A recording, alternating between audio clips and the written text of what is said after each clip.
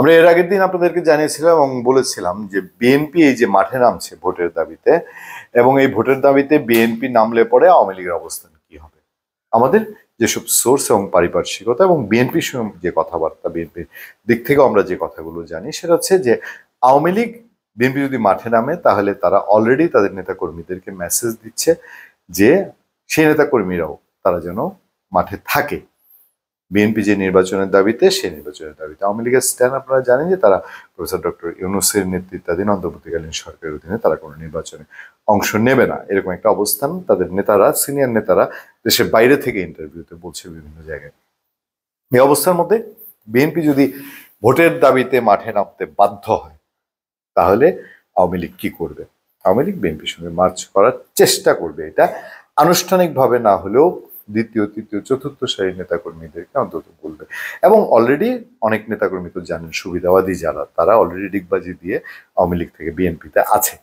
এখন নতুন সুযোগে, আন্দোলনের সুযোগে বাকিরাও হয়তো যাবে। যদিও আমি দেখেছি কমেন্টে আমাদের একজন শুভানুধ্যায়ী তিনি বলেছেন আপনি এরকম কোনো উস্কানি দিয়েন না, ব্যাপারটা উস্কানি না, বাস্তবতা এবং অথেন্টিক সোর্স যা বলে তা। উস্কানি দিবেন না, বিএনপি কখনো ডক্টর ইউনূসের নেতৃত্বাধীন সরকারের সাথে চূড়ান্ত কোনো কনফ্লিক্টে যাবে না। আমাদের যারা ফলোয়াররা শুধু ওই কন্টেন্টটা দেখেছেন, আমরা গত কয়েক মাসে না হলেও 4 থেকে 5টি আলোচনায় বলেছি যে আমাদের সোর্স বলে বিএনপি চূড়ান্ত পর্যায়ে গিয়ে ডক্টর ইউনূস সরকারের সঙ্গে কনফ্লিক্টে যাবে না, এটা আমরা জানি। কিন্তু বিএনপি মাঠে নামছে, সে যখন বুঝতে পারছে যে সে বলছে ডিসেম্বরের পরে নির্বাচন মানব না এবং ডিসেম্বরে নির্বাচন সম্ভব সেটা হতে যাচ্ছে না, সেটা নিয়ে শঙ্কা দেখা দিয়েছে। আমি যেদিন কথা বলছি 6 এপ্রিল 2025, সেদিনও বিএনপি স্থায়ী কমিটির সদস্য নজরুল ইসলাম খান বলেছেন এই সংস্কার টস্কার বাদ দেন, সংস্কার বন্ধ করেন, ডিসেম্বরের মধ্যে নির্বাচন দেন, বলেছেন কিনা। সেই জন্যে যখন বিএনপি এই পর্যায়ে থেকে যাচ্ছে, সে আন্দোলনে যাচ্ছে, এখন এইটা চূড়ান্ত কনফ্লিক্টে যাবে কি যাবে না বল সরকারের কোর্টে, সরকার নির্ধারণ করবে।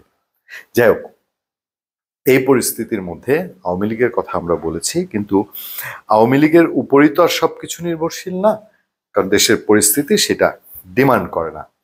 আমাদের পয়েন্টটা হলো এই যে সরকার, অন্তর্বর্তীকালীন সরকার, ডক্টর ইউনূসের সরকার, তারা এই সংস্কার, শেখ হাসিনার বিচার, জুলাই আগস্টের বিচার, এগুলো তো তুলেছেই। তোলার পরে এখন দেখেন ইন্টারন্যাশনাল কূটনীতি নিয়ে তারা দীর্ঘমেয়াদী বাংলাদেশের যেসব প্রভাব পড়তে পারে সেই সব জায়গায় তারা জড়িয়ে যাচ্ছে।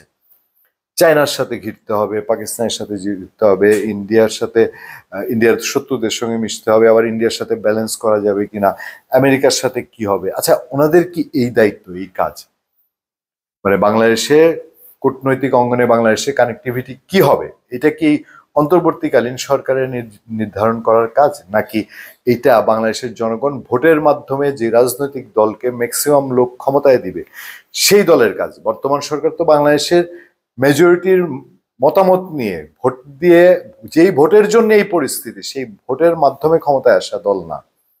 তাহলে তারা কেন একের পর এক বড় বড় ইস্যুতে জড়াচ্ছে? যেই কাজটা মূল কাজ, যে নির্বাচনের আয়োজন করা, সেই মূল কাজটা স্টপ রেখে, স্লো রেখে, স্টপ রেখে বলবো না, মূল কাজটা স্লো রেখে এরকম করছে। কেউ কেউ দেখেন বলছে যে কি আপনারা কি এই সংস্কার করতেছেন ওই আপনাদের যে দল এনসিপি, এটাকে গোছায় নেওয়ার জন্য, নিজের দল গোছায় নেওয়ার জন্য। সেই জায়গায় বিএনপি চাপে নেমেছে, দেশের বাইরে যেভাবে ছড়াচ্ছে কথাটা। আমার সামনে আনন্দবাজারের রিপোর্ট, সেটা হচ্ছে তারা হেডলাইন করেছে ডিসেম্বরের মধ্যে ভোট চাই, বাংলাদেশ জুড়ে আন্দোলনের পথে বিএনপি, ইউনূসকে চাপে রাখতে কৌশলী খালেদার দল।